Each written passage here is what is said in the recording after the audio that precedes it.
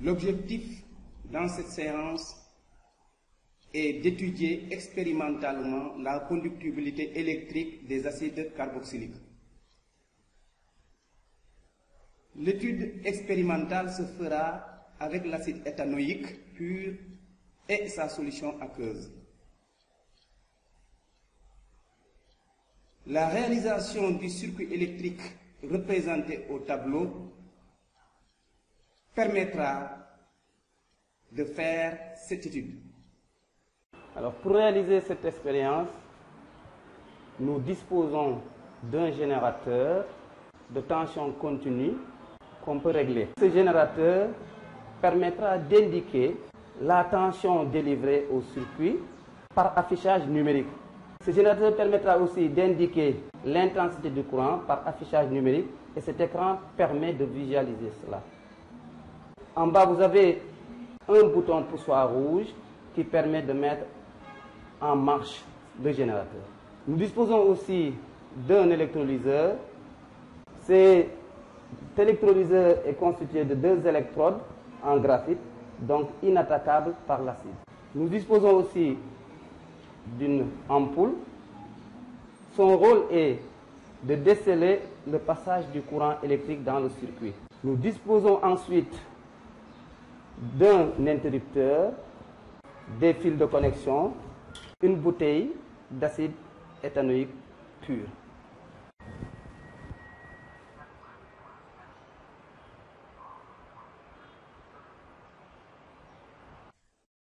Nous allons d'abord verser l'acide éthanoïque pur dans l'électrolyseur. Voilà. Je verse l'acide éthanoïque pur dans l'électrolyseur. Donc, les électrodes sont bien émergées. Vous allez observer le comportement de la lampe et l'affichage numérique de la tension et de l'intensité quand je ferme le circuit. Allons-y, fermons le circuit.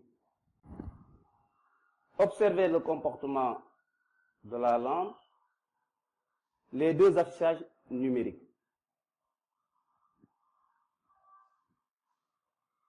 Qu'observez-vous? La lampe ne s'allume pas. Okay. La tension délivrée aux bornes du circuit est de 4,2. L'intensité du courant est nulle. Augmentons. La tension vaut 13,3 volts. L'intensité indiquée est nulle. Nous en déduisons donc que l'acide éthanoïque pur ne conduit pas le courant électrique. Voilà, nous allons maintenant passer à la deuxième expérience, à savoir réaliser une solution d'acide éthanoïque. Introduisons donc le contenu du bécher, qui est de l'acide éthanoïque pur, dans de l'eau distillée que vous voyez ici en face de vous.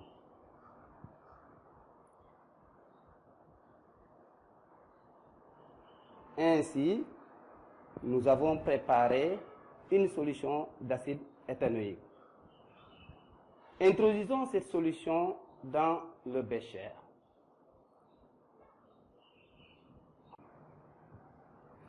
Fermons le circuit. Qu'observe-t-on? Vous voyez donc que la lampe s'allume. L'intensité indiquée est de 20 mA environ. Conclusion, la solution d'acide éthanoïque conduit le courant électrique. Comment expliquez-vous les observations faites? Rappelez-vous de la leçon sur les solutions aqueuses en classe de seconde. Bien, nous dirons simplement que l'acide éthanoïque pur ne contient que des molécules d'acide éthanoïque.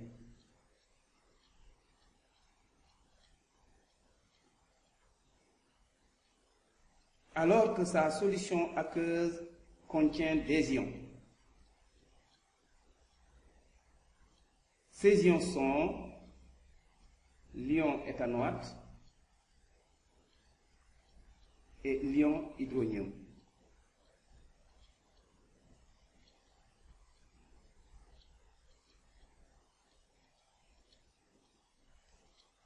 Ils sont produits par la réaction entre l'acide éthanoïque et l'eau. Cette réaction, appelée réaction d'ionisation, est traduite par l'équation de bilan.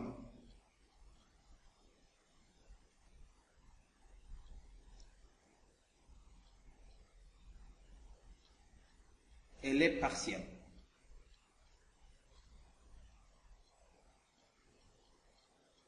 À partir de cet exemple, nous pouvons alors généraliser en ces termes.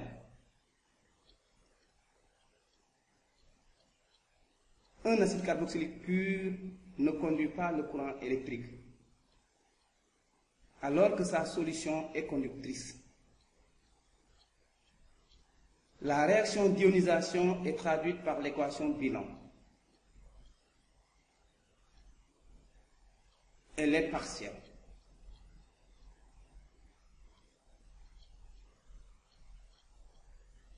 Une remarque importante qu'il faudra noter pour cette réaction est la production des ions hydronium. Elle met en évidence le caractère acide des acides carboxyliques. Cette remarque sera alors pour nous une entrée dans l'étude des propriétés chimiques des acides carboxyliques.